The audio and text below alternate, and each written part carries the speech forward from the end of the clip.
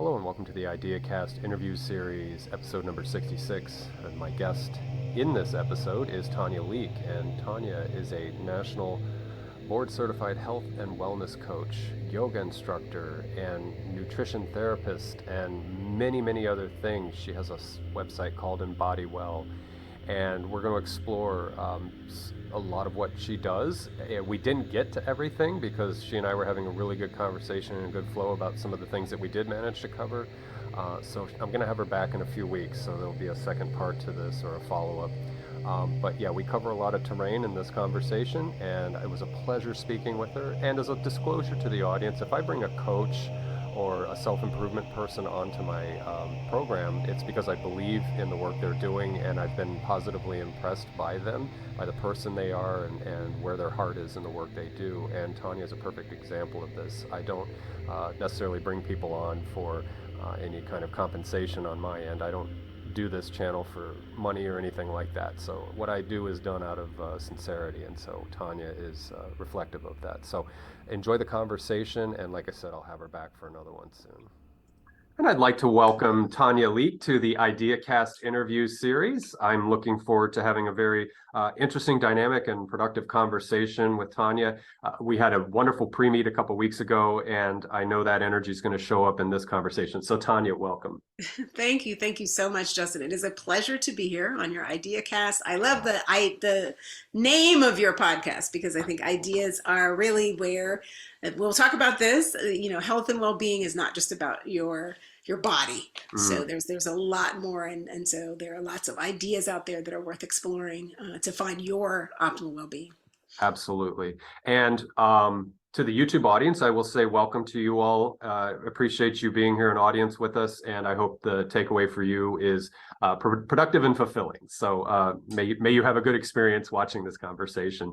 And Tanya, I think you're hitting onto what we could maybe set up as a theme for this conversation, is that let's look at the dynamism, if that's the right way to say it, of wellness. It's integrated constituents of we were saying right before we hit record, mind, body, spirit, and what does that really even mean? Let's not compartmentalize. So yeah, I think we're going to enter into a really neat flow with that. And so I think, though, for the audience to get to know you better, I'd like to go ahead and ask you to, remember in the 70s when they would do a flashback and the music would go, and so we'll go back in time a little bit. Let's learn about you. Sure. Flashback to where you were in your formative years, your education, and so I might be projecting this onto you, but I think you're in a renaissance phase of your life right now because you had another life in almost a corporate setting. You were a senior project manager or senior manager. I was looking at your LinkedIn profile. Yes. And so now you're in this mode of expression of Tanya. Yeah. So let's learn about your history a little bit, and then we'll move into Sure. And thank you for that. And you said 70s, and I was like, oh, did I say 70s? No, we won't talk about the years. Well, I'm 53. I'm 53. So if I say anything related to time, it's because no, I say that in jest.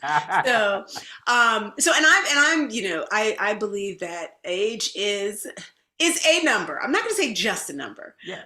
It is a number, and I am happy to say I am 52 and I feel fantastic. Oh, we're in the same age bracket. Yes, yeah. exactly. Amen. That's why when you said 70s, I was like, he's Been spot there. on. Yes. So I come from Harlem, New York, which when I grew up in the 70s was, kind of a mecca for Black culture. And I will be totally frank with you, and this is how I'll be throughout the interview, and this is kind of my personality. One of the reasons why corporate America, I did have this changeover. I did not know that white people were more than nuns and the salespeople in Paramus, New Jersey, where we used to go shopping. Okay. Because Harlem was my bubble, right? Until about sixth grade when I was in one of those accelerator programs, and I got into a private school downtown, in Midtown, New York, and it was a prestigious school, and the Dalton School, if anybody is. And so I was able to, sort of get better academics and really get some, Dalton has a very rigorous kind of curriculum, and there is an attention to kind of exploring. So this is kind of where it started, right? This exploration of what's the difference between kind of the theoretical and the practical, and really some really different schools of thought. So that's where that started. I have been a dancer all my life. So that kind of is part of also my right brain, left brain, right? So I, have done the science APs, and then I also was, an artist and a dancer. And so I started dancing when I was 5 years old. And then I went to California, which was another culture shock. So I went to, sort of culture shock between being in an all Black environment to being in a majority white environment. And then went to California, and it was California, New York, which for those people who have grown up in New York City, especially, and those people who have been in California, very different vibe. Oh, I'm sure. So so at Stanford, where I majored in industrial engineering, so that was again engineering, but I was also dancing, and then I left there and I became an IT consultant. You spoke about it, information technology consultant. Went through the ranks to senior manager, was up for partner twice, got rejected twice, with a little bit of what I felt was some nonsense, and I took a leave of absence in between the two. And I did a book which I always recommend to people, called The Artist's Way by Julia Cameron. Oh, right. Yeah, my wife actually went to a workshop in Santa Fe because of that book and met Julia there. So she loves that work. Yeah. Highly recommend it. If you put in the work. It's a 12-week kind of program. And really what came out of it was my passion and interest for health and wellness, which was also kind of, always running around in the background for me. And I did find that my health and wellness was not at where I wanted it to be in corporate America, given just how my lifestyle. So I really, out of that 12 weeks of Julia Cameron's The Artist's Way, I sketched out a business plan. And it was for a wellness business it started out, what came out in my journaling, et cetera, was the sensual movement. And the sensual movement was about this idea of experiencing life through your senses. And you and I spoke about this briefly during our pre-conversation. I heard it in some of the other IdeaCast episodes that I listened to, particularly the one with Dr. Kumar. There is this concept that we're constantly feeding our mind with our body, right? You guys talked about how your body is sensing everything at one time. Your focus and your attention is on, one part, but you are pulling in all of these inputs, and that is a part of your experience, right? So this concept of sort of mind and body being, entirely separate is just this really artificial separation. So the sensual movement was about this experience that you have and how that affects you, but from a health and well-being perspective, right? Who you are.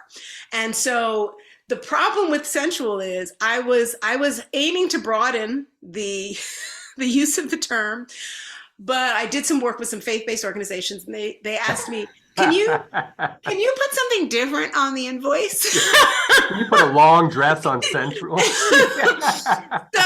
So Embody Well was born. So that's where Embody Well came from, the initial sort of thought and all of the journaling, et cetera, that I did with The Artist's Way, and the conceptualizing was the sensual movement because of all that. So there are obviously parts of that in there. But again, Embody Well was also this concept of embodiment, which is not just, physical. It's about kind of how you present yourself, how you walk in the world.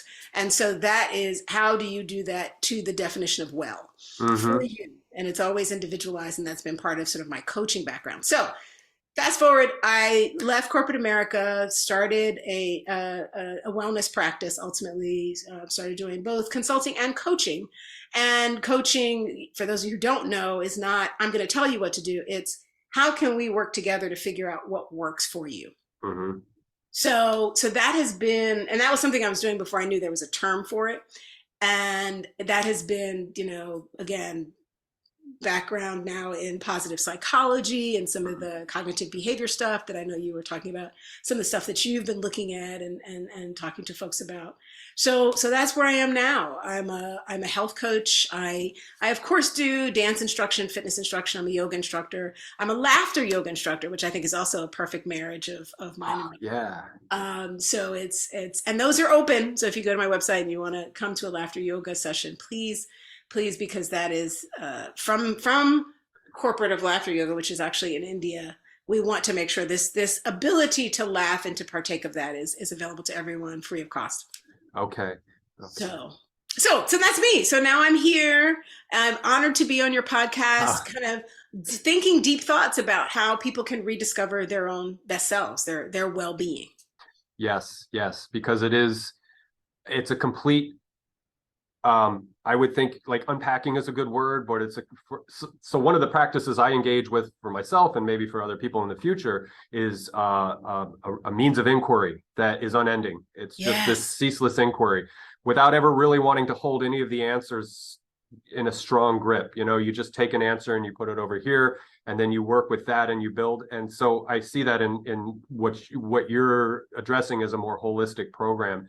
And I'll say when you were talking about sensual as a word, I love the etymology of word. And so we'd say sensate and experiential. And so when you talked about faith-based groups getting just a little nervous about that, the pearls were clutched. Well, not even the clutch, but just the vapors, you're just getting a little worked up, like, oh my goodness, we're talking about sensuality here. And it's like, well, think about your relationship with Christ. Think about your relationship with God and how more, because I mean, there are different types of love. There's eros and agape, but it's all love. And if you are drawn to that passion to engage in communion with, so anyway, I'm getting off on a weird tangent, but like if I would be very subversive. I'd be like, you don't even know sensual. I mean, sensual, it's not just bedroom stuff. It's like, yes, commitment to your devotional practice and blah blah blah blah blah. So I agree with you, and that's what it was. It was sad to me that was the response I was getting, because it was But I think it was very judicious of you to change a little bit of the semantics or the language to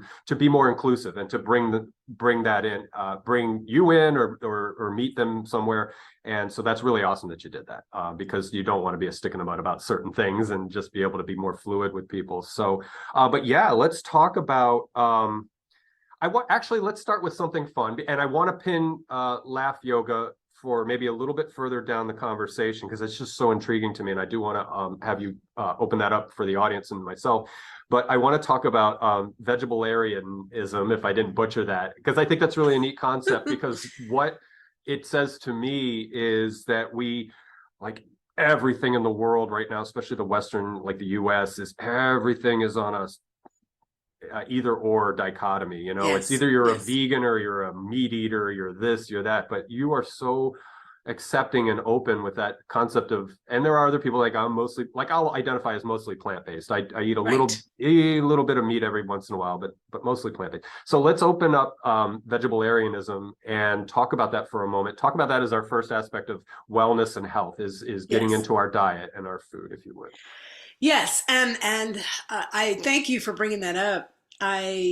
That is one of my favorite terms. I use it all the time, obviously, because I trademarked it. Oh, good. Yes. So Vegetablarian, I often got the question when I moved into this space and I would talk to people about nutrition education.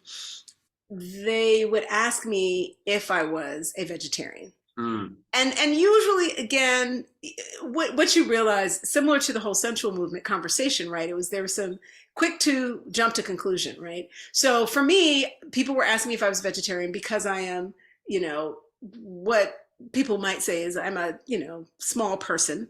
And because I don't like to get into labels around that. But I am at a weight that some people will say is, small and I am energetic and I do a lot of exercise. And so I think there's this association of vegetarianism, no meat, i.e., with health. So that's a healthy person. She must be a vegetarian. And that just bugged me because what I also saw was this resistance to taking meat out of your diet, Mm-hmm. and being ultimately feeling as if you were deprived of that. And I had a role as the African American campaign coordinator for the Campaign for a Healthy California, Okay. the network, excuse me, the Network for a Healthy California. And within that role, I was working with African American families in Northern California around basically eating healthier. Right. And what I experienced was that there was a lot of resistance too. And this starts to get into some of the other concepts that we talked about, is there are some cultural norms that and really cultural attitudes that come about based on history and all kinds of experiences that have happened within the culture. And, for Black culture in particular, there's been a lot that's been taken away. So when Mm-hmm. someone tells you, I'm going to take away your soda, I'm going to take away your meat, I'm going to take Yeah. away there is a defensive reaction, right? A distinct reaction to that. And so that's what I observed, is that, there was kind of almost an attitude. You're a vegetarian. Mm-hmm. And so I started using this word vegetablearian because Mm-hmm. I wanted to say, no, this is actually not about what I don't eat.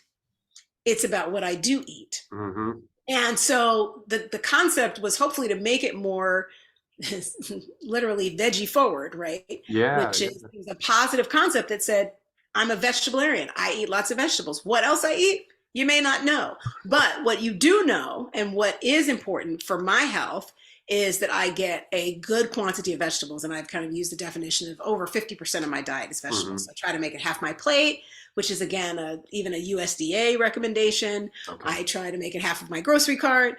So vegetarian became a term that I used to really convey what I thought was a better approach, Mm-hmm. a healthier approach, an approach that caused less defensiveness for people, because people are, and this goes beyond culture and, Black folks' experience, and it goes into everyone. No one wants to have things taken away.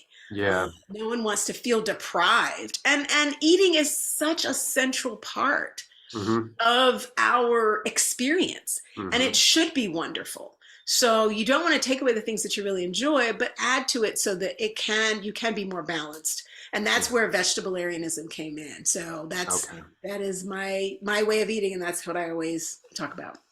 Yeah. And when you were talking about this as a African American phenomena, I'm thinking from my lens that this is a blue collar white American thing too. Like if you walked Interesting. into Iowa or somewhere in the South, like Missouri or somewhere, to some, white barbecue joint and say, hey guys, let's cut out all that pork, and you'd Right. probably it'd be like a scene out of a Mel Brooks movie.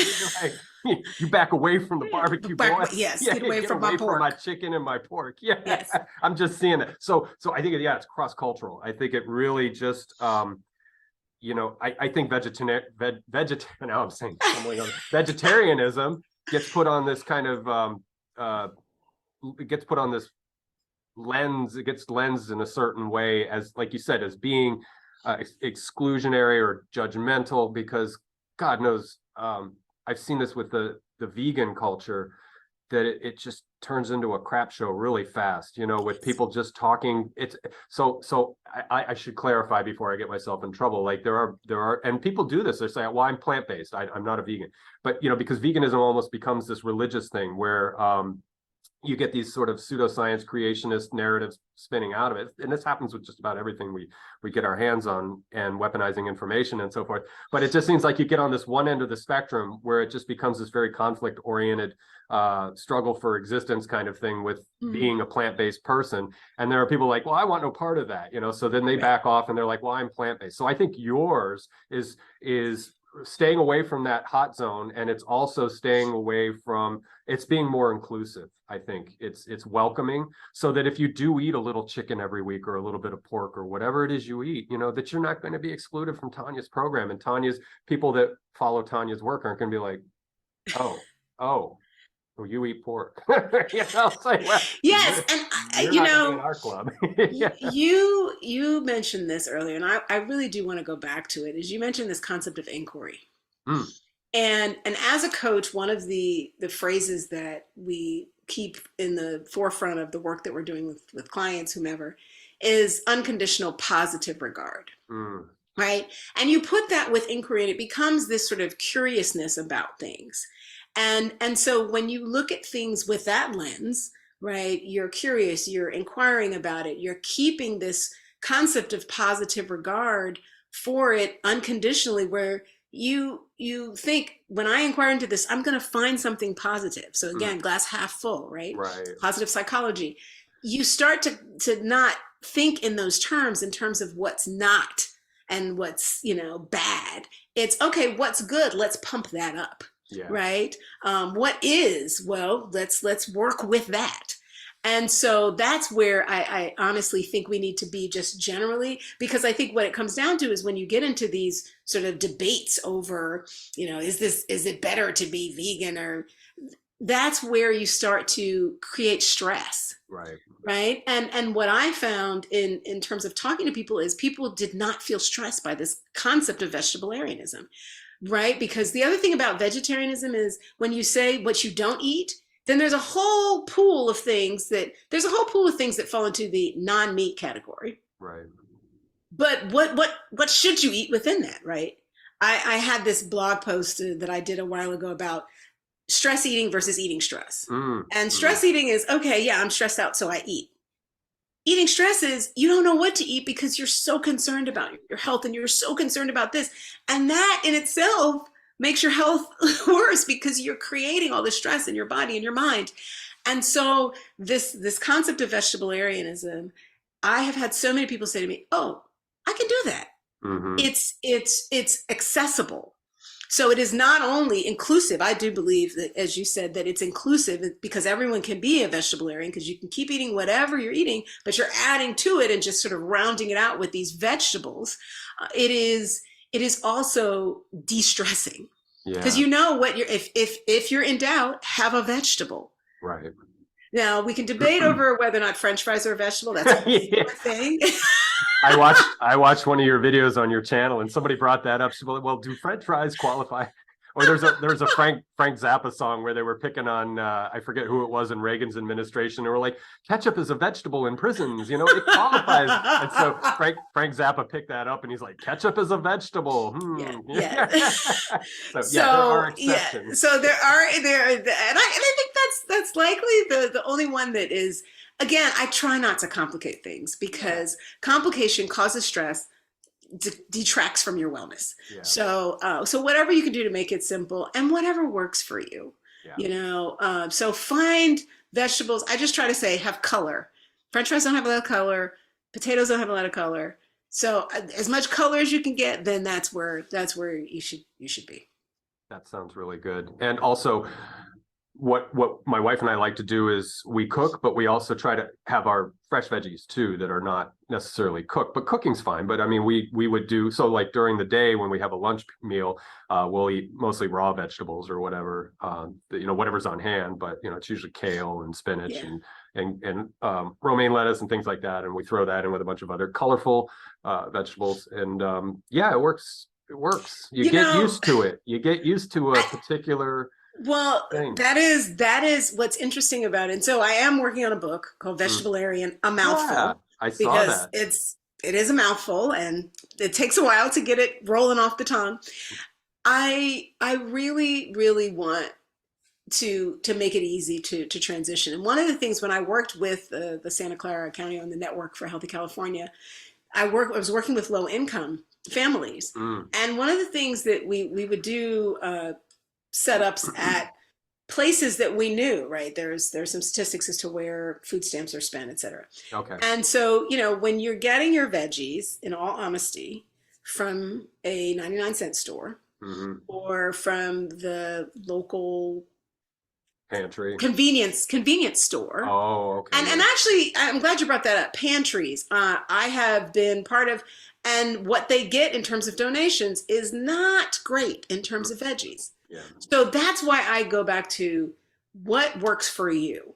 So you have to look at what's accessible to you. And in a lot of cases, some people can't get the fresh veggies, right? We do have the food deserts, which again, not a term that I'm crazy about, but it does define these areas where there's not great access to supermarkets with a lot of variety, with a lot of particularly produce, good produce. And so when that happens, if it's canned, I was just talking with another client about, if it's canned, rinse it off so you can get some of that sodium off. Mm-hmm. But it's better to have, one of my other phrases that I love is better is better. Mm-hmm. If you eat no vegetables, canned vegetable, better. Step up. It's a step up. Yeah. Better is better. So, I think a lot of us take for granted that we have this privilege of having access to fresh fruits, fresh vegetables. And so I do want to make sure that there aren't people that are left behind in terms of, hey, better is better. Mm-hmm. And veggie, color, simple as that. Find it, Now, what happens is what you were talking about is there is a change, right? Your palate has to change. Yeah. If you use salt and sugar and fat and grease, mm-hmm. Then that's part of the preparation. Make it so that it tastes good, because no one wants to be. Again, we were talking about this. Eating is an experience. No one wants to be deprived of the flavor. But there is flavor in there. Sometimes our taste buds have been so overwhelmed by all the salt and sugar and stuff that we've put in. So that will take some time too. But that's where I hope in the book to have like a little bit of a process if you're coming from a place where you don't eat a lot of vegetables. Right. And something you said just now brought to mind, as a coach, is it productive or counterproductive to point out, when you mentioned the unholy trinity of sugar, salt, grease, that is a self-medicating kind of food? And you said this earlier about stress eating and also grief eating and all these other things, and literally, doping yourself up with fast sugar and these kind of things. Is there a way to sort of go around in an implicit way to talk about not indulging in these foods as a means of being a comforting agent or whatever, and just continue, like you said, focus on the positive? In other words, are you being preachy if you say, man, if you go to eat McDonald's and you're eating sugar, salt, grease, you're hopping up on some quick dopamine, some quick sugar rush, and you'll feel good for a little while, but then you're going to crash? Is it counterproductive to go in that direction? So the typical way in which I would approach that, and any coach would approach that, I should say, is to inquire. Okay. So what is it? And granted, first, the first part of the inquiry would be around, what are your goals? Mm-hmm. If you're just here to have a good time, you don't care about what happens to, because there are implications to everything we do. Yeah. But if those implications don't affect your goals for yourself, who am I to say? Yeah. Right. So that's the inquiry. And that's part of the coaching thing. Is it's not about my prescription for you. This is about what are your goals for your health and well-being? What does health and well-being look like for you? Mm-hmm. And if it's something that's that eating at McDonald's, let's say, is counter to, then let's talk about that. Okay. Do you feel like it's counter? Yeah. Do you know what some of the risks are? If you don't know, let's talk about that. Did you know about that? Maybe they didn't know about it, and now they find out. And so that's the process. And so there's a process of someone coming to it and figuring out that there is that sort of disconnect between their goals for themselves and who they are. Again, inquiry, right? What is my identity? What do I want my identity to be? And what they do. Yeah. Because those things come very far apart. And typically we know, each of us knows what is disconnected. And part of coaching is to kind of help you not only sort of identify that disconnect and really inquire into it, but figure out the process. Is because it's not I know now, it's we're missing, come back. It's not a perfect process, and it's not a fast process. Right. So it is an inquiry process, and inquiry, as you know, is iterative. So it is iterative. It is experimental. But when I did this, I didn't like this, and it goes back and forth between mind. What are you feeling? Yeah. What are you feeling? Sort of emotionally. What are you feeling physically? And starting to get in touch with that. which is the reason why, we were talking earlier about Dr. Kumar and his kind of, again, artificial separation of mind and body. I think that is something that, I mean, it helps. Again, it's terminology, sensual movement and body well. People, that's their current association. So what we just need to understand is that there is a big, I don't know how to say it, but there's a lot of connective tissue, if we're speaking sort of physiology wise. There's a lot of connective tissue between what we think about as mind and what we think about as body. And then spirit is a whole nother thing. And I was purposefully provocative earlier when I dropped that little thing in about mind and spirit. And this is a good opportunity for me to perhaps clarify something here, to help people rethink what spirit means. Because I mean, we could put spirit on a spectrum. You can go all the way to God with it if you want. But what I'm thinking is, like, if you are developing yourself in a practice that brings your physiological health, however you want to frame that, up to whatever level is where you want to be, and you're feeling better, and it's no longer the sugar, salt, grease, or whatever it is that you're using to feel good quickly and then not feel so good and feel good quickly and be on that roller coaster, is that when you are in a more elevated or optimal state of health, physiologically and mentally, that, we always say, oh, you are in such good spirits right now, you're feeling so good. And so to me, that is an evocation of the idea of spirit. So spirit is abstracted, we can never really put a strong definition of spirit. So, but this is one way of defining spirit, is to say, if you are eating in this fashion where you're eating a lot of good vegetables, your body is feeling good, your metabolic rate is on par, all your serotonin, your dopamine is not spiking and draining and spiking and draining. Think of how your spirits will be, your means of interacting with others in the world and yourself, your relationship with self. So just for the audience, that's an essence of, if you will, of spirit. Yes, I'm pointing to. And again, I agree with you. Yeah. Because it's hard to, when you start talking about pieces, it's like when people say, what is an elephant, right? And they're talking about eight blind people, right? So you're gonna, whatever you can touch and feel becomes real for you. But when you start looking at these pieces, it really is parts of it, an integrated whole, and it's hard to talk about them separately because they do interact, they overlap, they're interdependent. Yeah. So yeah, I would like to, what you talked about and the way that I've captured it, you actually started with this concept of sort of wellness, and there is for those people in public health, and I don't know if you've seen this, the Travis Illness Wellness Continuum.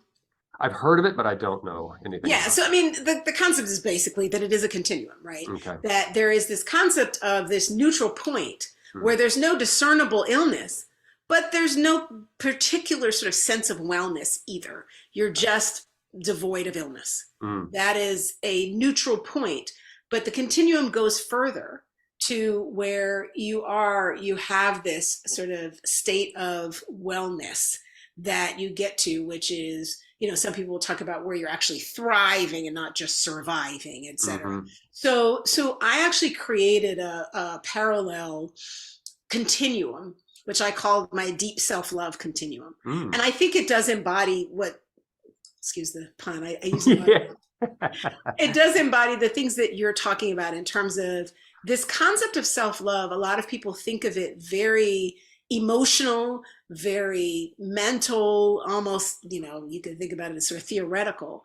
But what, to me, deep self-love includes is that you are acting in love, right? So all of your behaviors, all of your actions follow this concept that you are appreciative of yourself. There's a couple of sort of parts of you that, first of all, you can't love something that you don't know. So if you're not doing the inquiry, you can't get there, right? Because you don't know yourself, you don't know, and you haven't sort of gone to the place where you can embrace yourself. So I have this sort of concept of, and at the other end of the spectrum is intentional self-harm.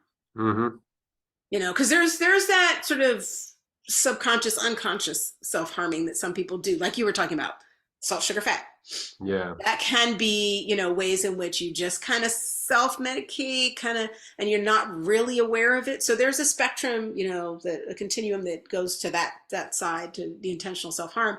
But then the deep self-love, I have kind of this set of steps, which are self-awareness, and I put self-care in there because you're checking a box, for the most part. I think self-care is one of those things that you can do it, but if you're not doing it with a deep appreciation for who you are, it's not gonna get to the core. Mm-hmm. Mm-hmm. Do you know what I mean? It's when you are at the point of deep self-love, and I think just like everything else, you never get to nirvana, right? It's never every day, it's never every minute. But when you get to that deep self-love, you are caring for yourself as an integral part of who you are, Mm-hmm. and how you experience life. When you're doing self-care, Mm-hmm. you're checking a box and you're aware that you need to do it, but you're not doing it just by virtue of who you are. Mm-hmm. So I put self-awareness, self-care in kind of the same sort of first step. Then after that, there's self-acceptance, right? Because you start embracing all of who you are. There are parts of you that, and I have a collaboration I do with another coach called Mirror Board. Okay. And with the mirror board, we have this concept of kind of looking at all these different aspects of you and realizing that every aspect of you is there to protect you. They have a best positive, Mm-hmm. very important intention for you. In particular context, they may or may not be useful. Okay. So usefulness, resources, not, hey, I'm going to throw this part of me away. I'm going to criticize this part of me. This part of me is not good. It's bad. Words like that we don't use. Again, this is all about releasing that stress, right? Because you have this stress about this part of you that's just, and I, it was actually part of sort of some of the coaching training that I had, was that we have to, that inner critic, that blah, blah, blah. And but it was kind of like, put that to the side and don't deal with it and stuff it down. And I just thought that was so, you can't have parts of you that you're stuffing down. Let's inquire. Mm-hmm. I'm going to come back to your inquiry a lot. Oh, yeah. And figure out, what are they there for? Okay, well, let's embrace them for that when that's necessary. That may not come up for 20 years. And it was when we had one of our pilot mirror board sessions, we just started this last year. Someone said, this is wonderful for trauma. Mm-hmm. Because you have those protective parts of yourself that are there. Mm-hmm. And you got to love them because Mm-hmm. they are your shield.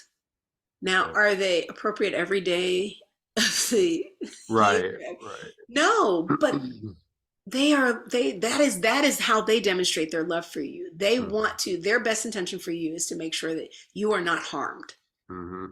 And so the inquiry you need to make at particular junctures where maybe they come up is, am I at risk of harm right now? Mm-hmm. Mm-hmm.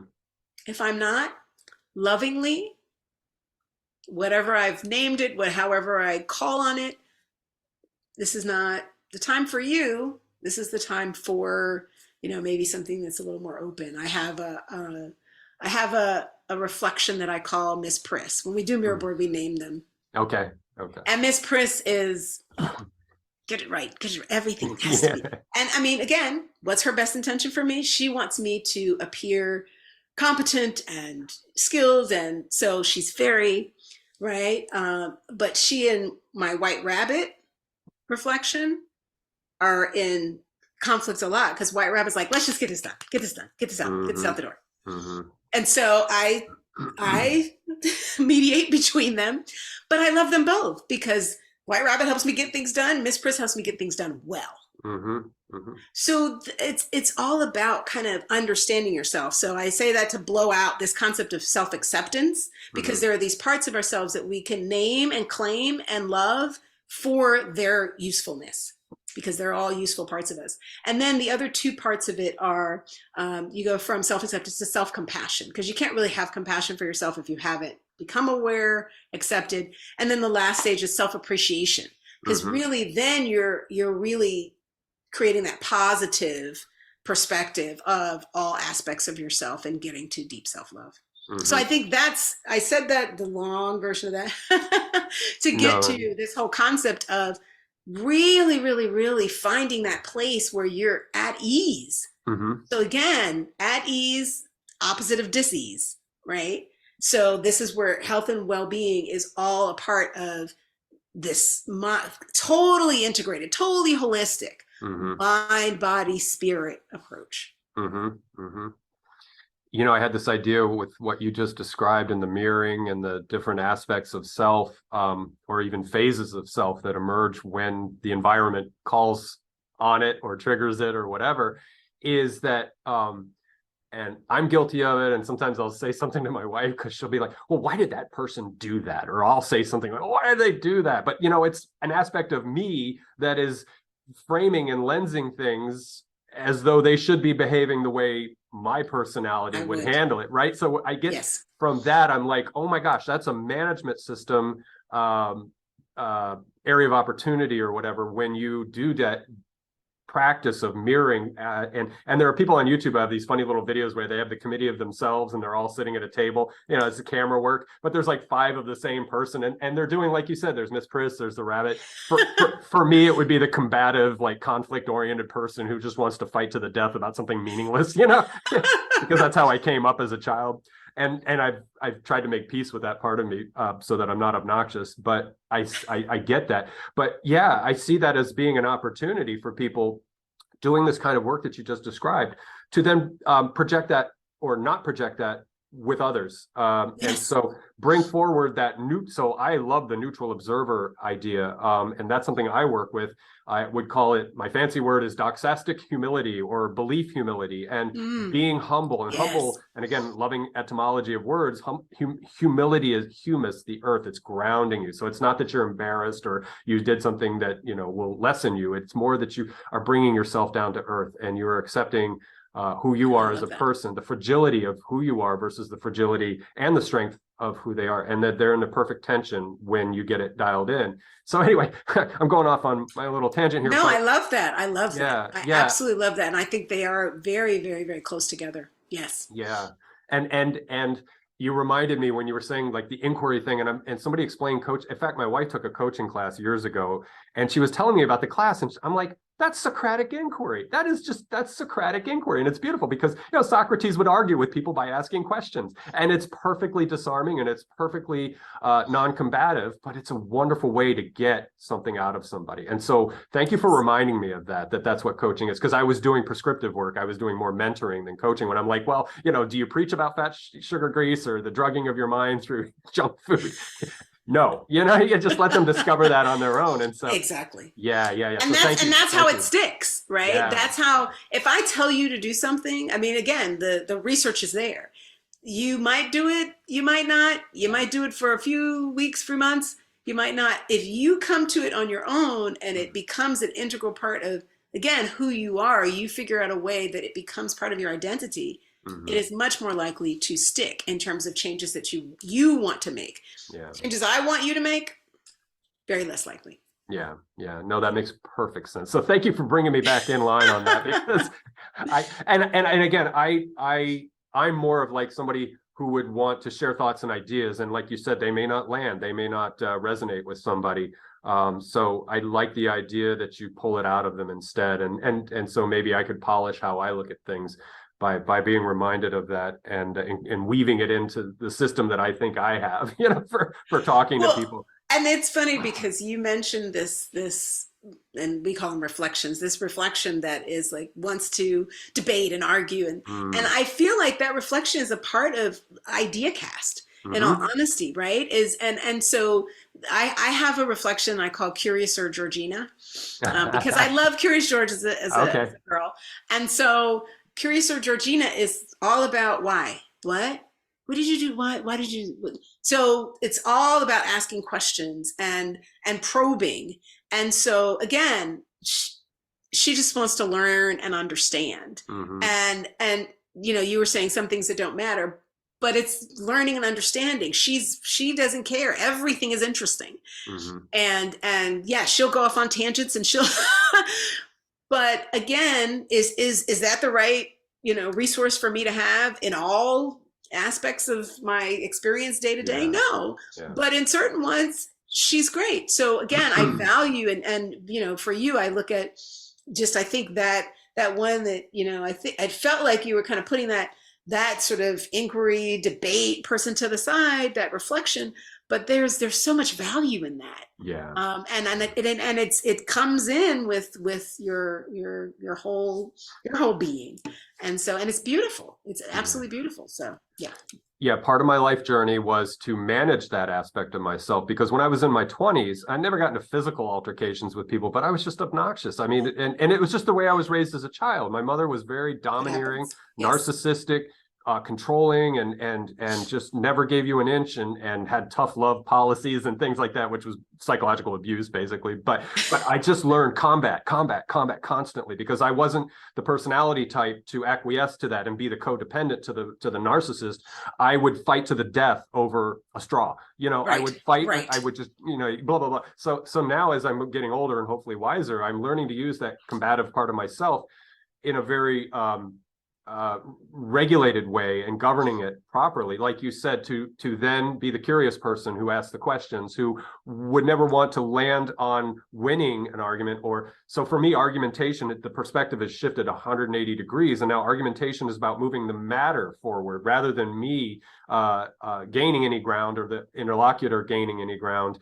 Is to move the matter forward. And that's not my thinking. That's just learning from other people who know truly how to argue and how to have a good dialectic, or a good conversation that involves understanding something, getting closer to a truth or whatever it is. And so that's how I've tried to, be the student to the master, and learn that, so that I can take all that raw energy inside of me and then filter it out, where I'm not looking to come to a conclusion. I'm not looking, I'm just, like you said, it's iterative, it's cyclical, and let's just keep working with an idea and see how we can share that idea and grow together in that discussion of that idea. That's where I'm trying to arrive.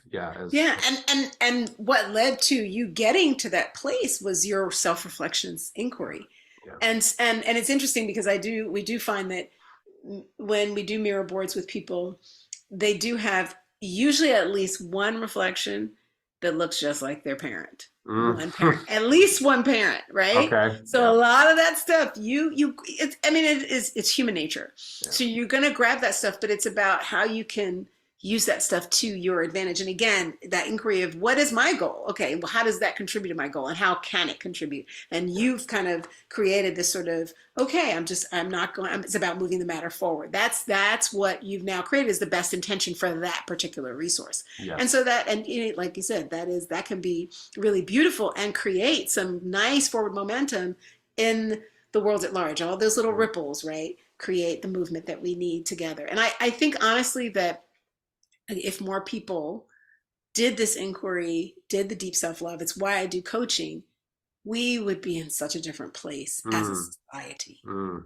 Yeah. I mean, this, as I said, this ability to be at ease, and this knowing of yourself, to where very little externally can throw you off, is invaluable. To peace. I mean, it's always, world peace. Peace comes from within and then goes without. And so, the more we can do this work that I think you are promoting with what you do, and I do sort of with coaching, and the more we will see peaceful spaces. Yeah. And that's what's important. Absolutely.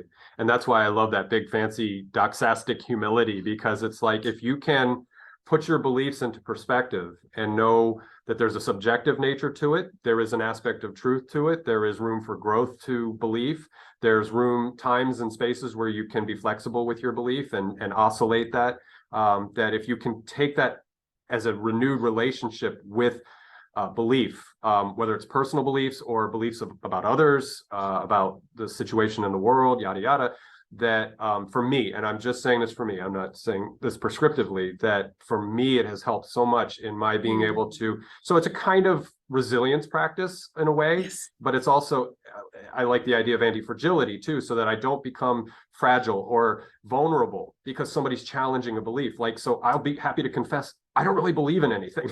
Yeah, I do. It's dishonest to say that, but I try to be in that frame where I don't rigidly believe in anything. I have small b beliefs that I hold in a very light grip that I believe, and I could all, some of this could be self-deception, but I really, at the end of the day, it's the practice that I try to engage in.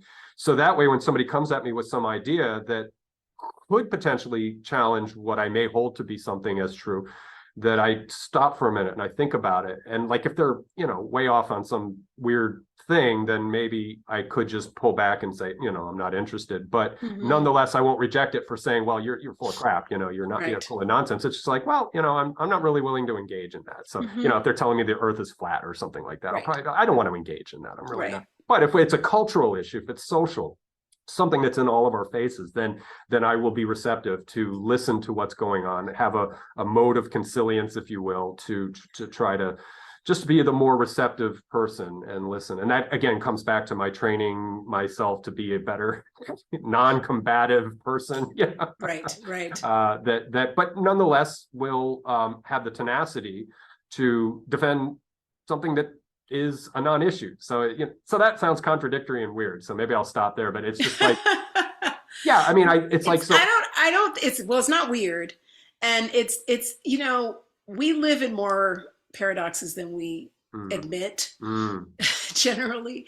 And it is, sometimes it's funny because I think there was I don't remember who it was, this politician, and they were talking about how the politician was wishy-washy. And I was like, I don't know that I want someone making decisions at some of these levels that we have in our politics that isn't where you are, isn't open to hearing and shifting and morphing to be able to make the right decision. The right decision is not based on a very dogmatic approach. Yeah. And so I don't, being contradictory, I think there is a sort of negative association with that, but I think of it as, again, my positive spin, you know, I always positive reframing of it is that it's about being dynamic because our lives are not static. Yeah. The experiences that we have are not static. So, and that is,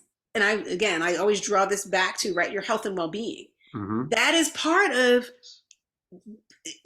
again, putting yourself at ease, managing the stress that you have. If you get stressed because you have to stick to this dogma when it actually could be perfectly fine for you to kind of steer and flow over here, why? Yeah. So I say be contradictory and weird. Yeah. And so one good example is Buddhist koans. Like, they're purposely meant to split your brain and think, wait a minute, that, you know, like one hand clapping, what, you know, and so that's the kind of tension that I like in that contradiction. So when I say I don't really believe in a whole lot, but I'm willing to defend that non-belief of belief of non-believing in belief, you know, that just leaves you open to think, well, okay, so maybe I have to square what belief really means and what's this guy on this thing talking about, you know, belief, right? So if that's the affect, if that's what comes out of it, then that's cool. That's kind of where I'm at. But like I said, I also don't want to sound like I'm trying to hold two things at the same time and have my cake and eat it too. It's more that, you know, it almost becomes ineffable, like where language starts to fall apart when you really want to be in a particular space where it may be beneficial for yourself and for anybody that you engage with to, like you said, a politician, that is, it's such a terrible place to be in life, to be a politician, because, and I admire some of them when they get asked a very direct question and they go whoop, right around it as fast. You know, some people are really slick with language and they never answer the question, but they put a lot of neat sounding rhetoric out. And that's what they have to do. I'm not holding that to them to fire to their feet on that. Yeah, it's what they have to do, because a month later it'll get weaponized against them. I don't care which side of the aisle they're on.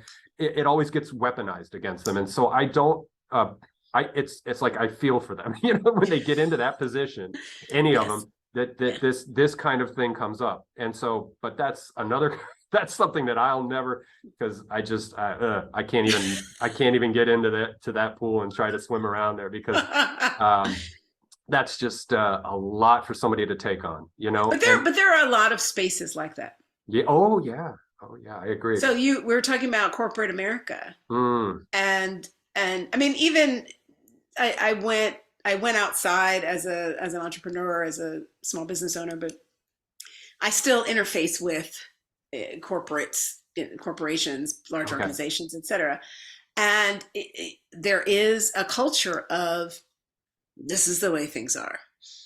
This is how it goes, right? This is how you need to present yourself in order to be successful. And that's a whole nother show. Maybe we could do a follow-up show, but maybe that's a whole nother show about how you view success. Right.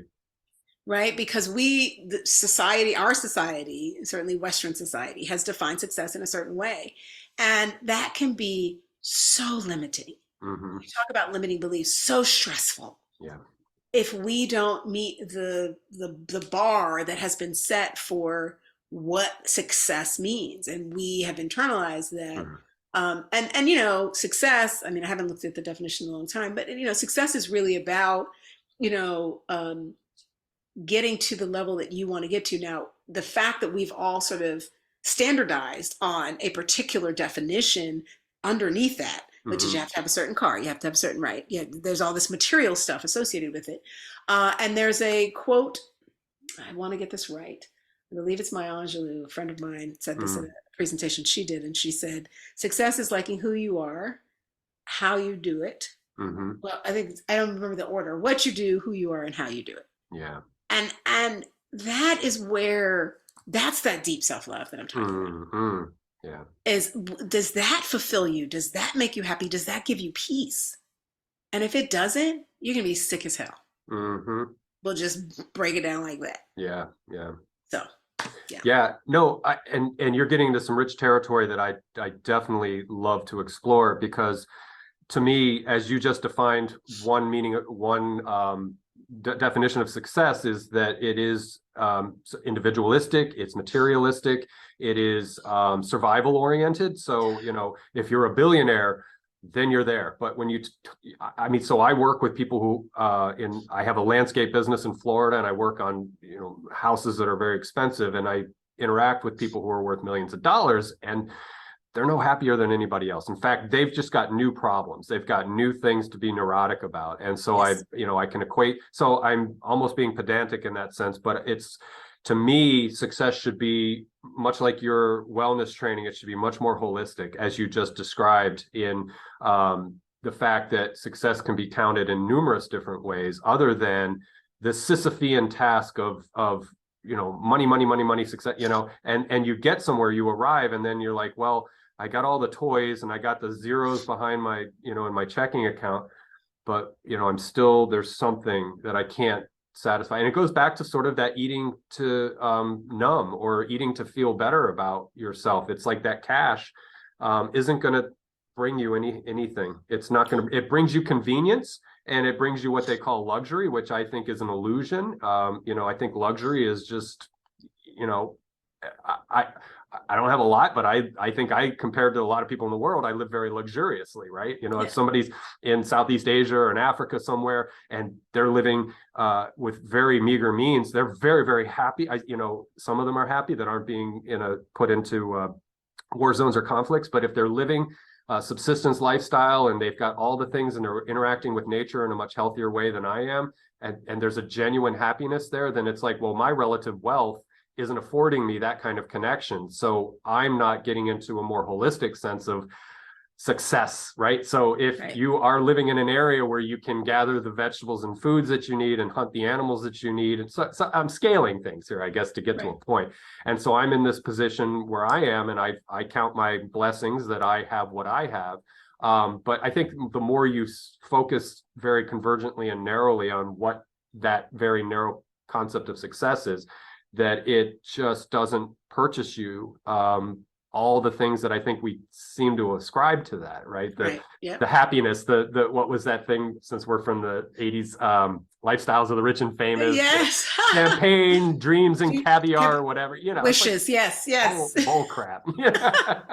Yes, I think of, what's the name of that book? Wherever you go, there you are. Yeah. Yeah, I don't know. I haven't read it, but I know the title. Yeah. If you're emotionally, if you are not, if you're at that neutral point with self-love and intentional self-harm, right? If you're just in the middle, that's where you're going to be. Yeah. And that's going to give you the neutral point of as well, kind of that illness wellness continuum. And so it's not going to change unless you do the inquiry. So getting the like you said, the materialistic stuff, the individualistic stuff, and let's be clear. I mean, I think that, and one of the things I will say that I get pushback from people, you were talking about individualism, is with deep self-love, that is somehow narcissistic. And I have a whole separate sort of retreat around each of the pieces of this deep self-love sort of model. And one of the things that I talk about is when you are doing things that are in your best interest, which to me is part of the whole self-compassion part of things, it is in your best interest for the people around you to be at ease, to be at peace. So your contribution to that is equally important. I say equally, depends on who you are. For some people who put their whole selves at risk to make everybody else at ease, it is more important that they focus on themselves. But on par, deep self-love is not about narcissism. It's about getting to this place where, like you said, you are unmovable when someone else comes in and kind of hits at some things that you hold true. And that is so different. And again, to your point before, it also defies language. Right. This is not about, because that is a very quick jump that a lot of folks will make from deep self-love to this kind of narcissism. It's all about you. And then I get into the contradiction. Yes, it is, but that doesn't make it not about other people. Those two are not mutually exclusive. Yeah. You can be all about people and all about you. And that's where people start to the contradiction. And it is a contradiction, but it is one of those paradoxes that exists in life. All about you is actually all about the people, certainly, that are around you, especially within your tight circle. Right. It's almost like making a cake. You can use really good ingredients, or you can take mud, slip it up into a pan and throw it in the oven, and you got dirt that comes out. I mean, so it's how you want to frame it. And so I'll say something for the audience to consider if this is a sticking point, or you can maybe reference this if somebody throws that at you again. I interviewed a psychiatrist recently who's from the UK. And so semantics, language maybe vary a little bit as we cross the ocean. And he uses narcissism and I'm sort of inferring this, but ego and narcissism in the same sense, and that there is a spectrum here. So if we say that we have to admit we have an ego, we have this sense of self, which is what ego is. And a lot of times ego can get warped, just like narcissism can get warped, but he used narcissism and ego almost interchangeably. So if you look at it in that sense, that there could be a healthy end of the spectrum for that it is self-interest. It is the self is concerned about the self. And so that is that part of the spectrum. Then there's the Ned Beatty, with going back to the 80s again, there's that you're so vain, and all the Kardashian stuff and all this kind of thing that we find ourselves in with a collective narcissism in this country right now, that is very shallow, very sort of self-oriented, but not in a positive way. It's sort of the antithesis of the self-care that you speak to. So I would get defensive with that, and I would say, well, there are different types of narcissism, and narcissism has a very strong connotation attached to it when it comes to what we do see out in the world, where people again are vicious and nasty and self-oriented in that sense, and it's all about them, and it's all the grandiosity that comes with it, or even the covert narcissist that's always just like the injured person that's wants the attention. It's the child inside that's been injured. So there's a positive valence and there's a negative valence, I think, to that. So it all has to be handled very carefully, I think, when you speak to that. But I think when you talk about doing self-care, I think if somebody challenged me with that, I'd say, well, then what? What is there? Is there no self? Are you going full Buddhist on me and saying there is no self to maintain? There is no self to love? There is no self to care for? And if they come back and say, well, no, that's silly, that there is a self, and there's this flesh body here that can constitute some aspect of that self, then I would say, okay, then I would lean into what you're talking about, and what you're suggesting is that you have to care for that self, and you have to love and nurture that self, because as you said, the self then can serve others and be in right relation, to go Buddhist again, in a better relationship with the others. And so so I could see where that could become a minefield really quick, but that's one thing where I'd be willing to have a belief and say no, the ego is necessary. The ego dissolves when you die, but until then, you identify as a character, you play that character every day like you're on a TV show. Your role is to be you, and we all do it. Even the Zen Buddhist monks who spend 12 hours a day in deep meditation practice, they get up, they go do their chores, they tell jokes during lunch. They still become a human being after the no self is there for many hours at a time. But they got to go back to being themselves, right? So anyway, I'm going on, but I'm defending you 100%, because if not care for the self, then what?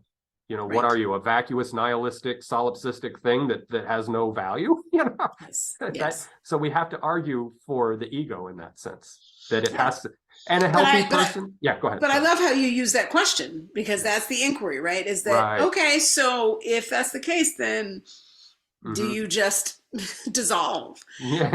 So it's asking the question and having that conversation. Because there's got to be somewhere in the middle that you can meet, because there's the extremes are, I think, not reasonable to most. So anyway, well, if they don't get it after that, then that's fine. They'll move on, and again, just like we talked about with coaching, it's this inquiry, and we can agree to disagree, and it's okay. Just like you said earlier, does it move anything forward? If it doesn't, then, and again, as long as we are successful in this definition of who we are, what we do, how did we approach that? And so those are the important things for you. Absolutely. I want to, not to do a quick 90-degree pivot, but I want to make sure we get some things into this conversation. Now, I do want you back for another conversation. We can do a part 2. I would love that. Yeah, because there's so much we can cover. Let's talk about the White Dress Project, because I want to make people aware of that, and they can discover it. And so tell us about the White Dress Project, please. So yes, I am a board member and director of research, co-director of research. I have a co-director who's on leave right now. For the White Dress Project, which is a uterine fibroid advocacy and support organization. And I had uterine fibroids. I had them surgically removed. Women go through various different treatments for them. But the interesting thing is that the statistics vary because there hasn't been a lot of research on them. But the general sort of number that's thrown around is that 70 to 80% of women will have at least one, small one, by the time that they are 50 years old. Okay. And symptoms vary, et cetera, but symptoms can be so extreme as to cause anemia, as to cause dyspareunia, which is, painful intercourse. It can cause, my sister actually, contributed to some blood clots, because it starts pressing on vessels when it gets to a certain size, or when they get to certain sizes. So it's been a labor of love for me to be on the board of this organization.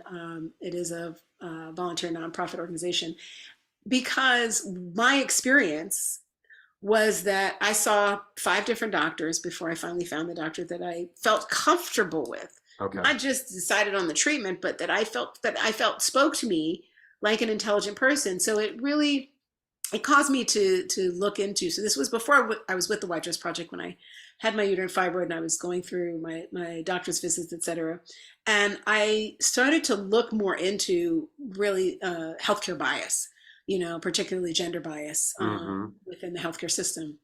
And I was sort of face to face with it. And even though, I resolved my issue. And that was, of course, through community. Actually, a friend of mine recommended her doctor, which was the 5th doctor I saw, and thankfully he was fantastic. Dr. Nathan Mordell, if you're in Atlanta. And so I found this organization and was just, of course, enamored with their mission. And I do actually a separate set of women's talks. I'm going to do one on menopause, because that's another. Uterine fibroids is one condition. Menopause is another that, for whatever reason, again, 70 to 80% of women, uterine fibroids by 50. Menopause, everybody who has a uterus by the age of 50 or before then, right?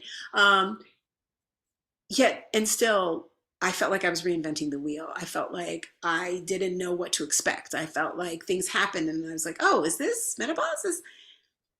And interestingly enough, we've been talking about who you are as a person and how that contributes to your health. Okay. Well, one of the things, and this is me going off on a tangent, because this is my current sort of flag that I'm waving. The fact that billions of women, billions, have been through menopause, and yet we seem to keep reinventing the wheel for every woman that goes through it, is insane to me. At the same time, the changes, I mean, it's called the change, right? The changes that menopause causes. And I know some men, I hope you're not tuning out, because this is really important. If you have anyone in your life who's going through this, I've had to tell my brother about it. I have to tell my father. It changes your identity. It changes you physically.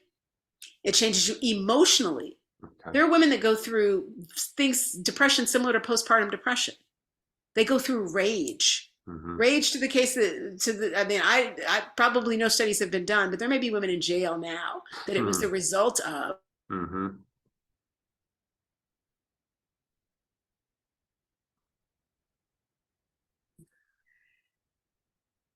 So menopause, I won't even go into all the details because I know I'm off on a tangent, but it really needs to be addressed because it is this identity change. So when you talk about success now needs to look differently and it can be a very beautiful reframed experience, but you need to be made aware. You need to accept it. You need to have compassion for yourself. So all the same things we talk about with deep self-love, you need to appreciate what can be now that is different than before, but it needs to be discussed. Okay. All of those things, there are many people that think they're crazy because of the things they're experiencing, but the doctors will say, well, the research isn't there. But lots of people are experiencing it, so it can't be in their minds, which is part of the whole gaslighting of women. So I guess I said all that to say I'm doing a special version of, I have this conversation series called Coochie Conversations. Okay. Which I'm also doing with the White Dress Project, which I mentioned with the fibroids, specifically on fibroids. The Coochie Conversations are more generally for conversations about the coochie. The What the F is the research committee for the White Dress Project has a conversation series called What the F, basically about fibroids. Okay. And what we want to do is bring the latest research that is happening around fibroids to folks. So again, for February, our last conversation was about fibroids and sex. Okay. And before that was, anemia and this concept of what is heavy bleeding, because a lot of folks don't understand what is okay and what's not. Some people say, oh, on my menstrual cycle, I bleed heavily. Right. Well, what is heavily, what's abnormal, and something that you should visit your healthcare provider about. So being with the White Dress Project has really been very, very fulfilling for me. There are lots of women who need support in this area. Unfortunately, seeing 5 doctors is not atypical. Oh yeah. So that is something that it is very near and dear to my heart. And the founder is awesome. Yes, Tanika Gray. So she's wonderful. So beautiful. That's such a worthy project. When you said gaslighting, I was thinking this when you first started talking about seeing 5 different doctors. I think it was there's podcasts on NPR. There's one called 1A with Jen White. I can't remember if it was her or the Takeaway with Melissa Harris Perry, but one of those 2 gals had a whole show dedicated to doctors gaslighting women with with the fibroids or the endometriosis. Endometriosis. Yeah, which my wife, I hope she doesn't mind me saying it, she's been dealing with this most of her life.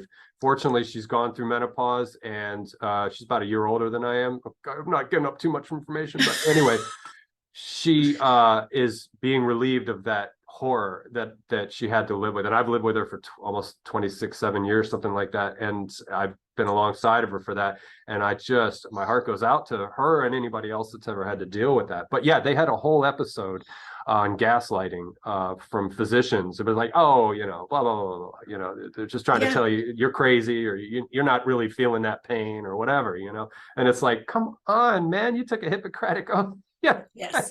For those of you who don't know, inquiry. Inquiry. Yes. Yeah. Be a coach. Yeah. And it's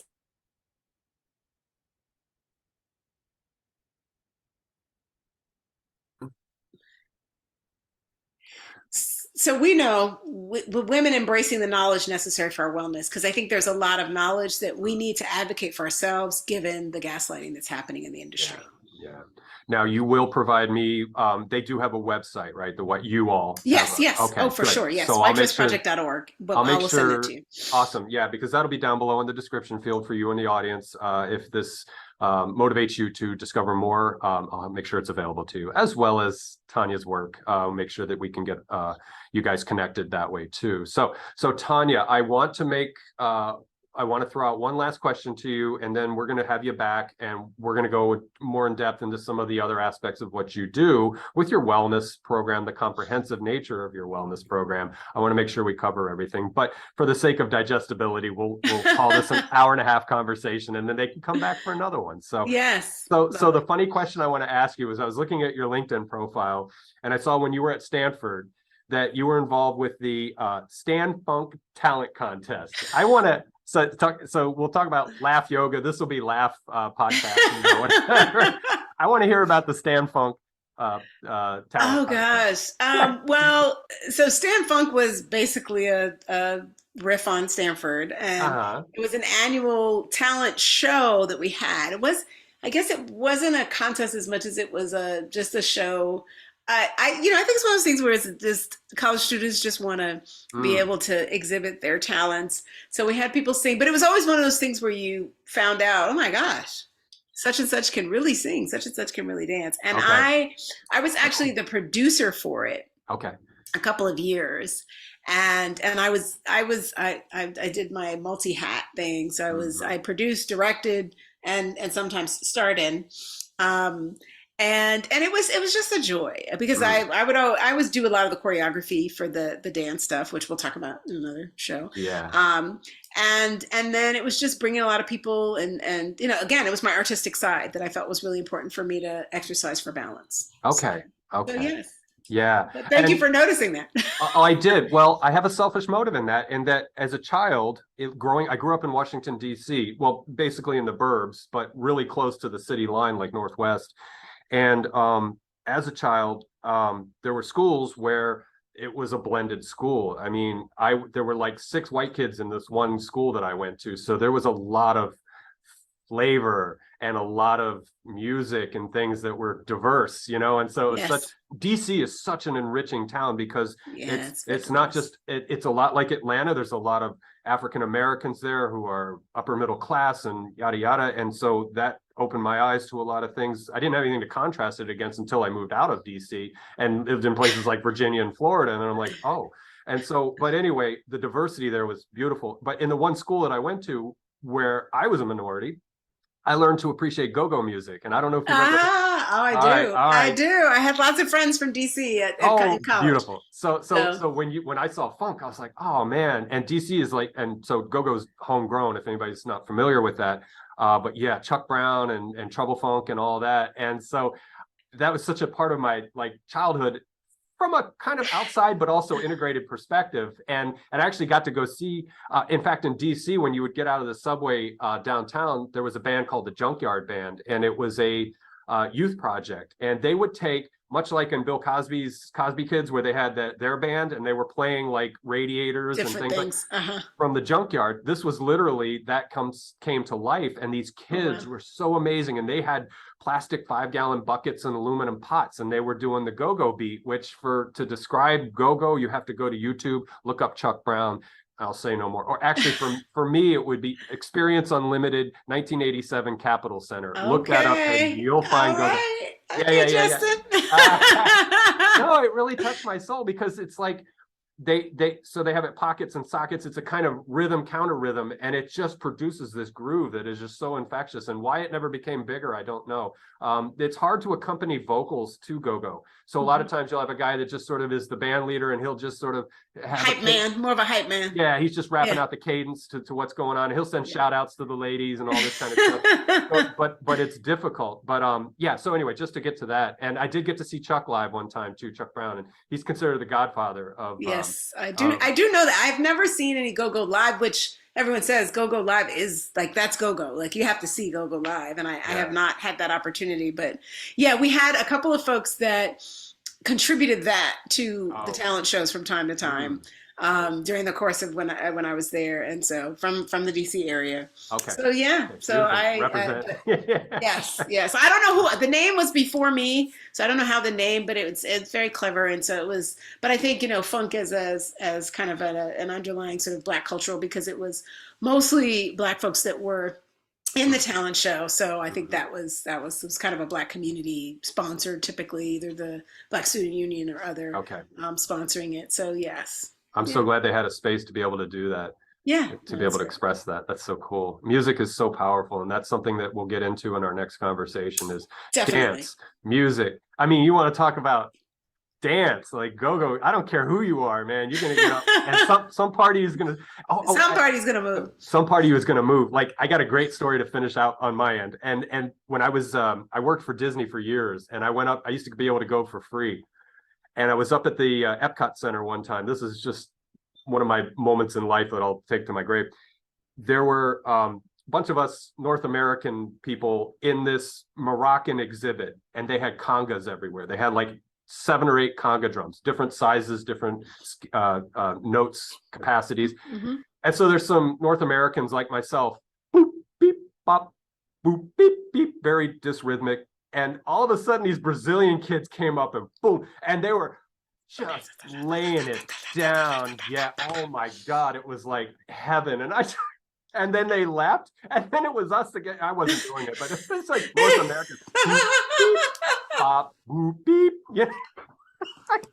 That's cute. That's cute. One of those beautiful right time, right place. And those Brazilian kids were just lit. They were just going at it. And I was like, and I was taking it all in. But yeah, it was kind of a letdown afterwards. They left, and it's back to the, anyway. So anyway, well, I want to leave you with the opportunity to maybe give one last thought to the audience, share something you want to share, knowing full well that you're going to be coming back. But yeah, I'll leave you with the opportunity to give us one more idea. I would just go back to, I think there's a saying in, I don't know, this is in the Black community, we say, do you. And that's what I would recommend to people is do you. And this concept of inquiry that we talked about is about what does that mean? And what does that mean to you? And the more you're doing you, and that could be, again, giving to others, it is not sort of contradictory with that. The more you do you, the better your health and well-being with me, the closer you are to that deep self-love and that ability to know and be and do you, the better off you'll be. So that's a beautiful way to end it.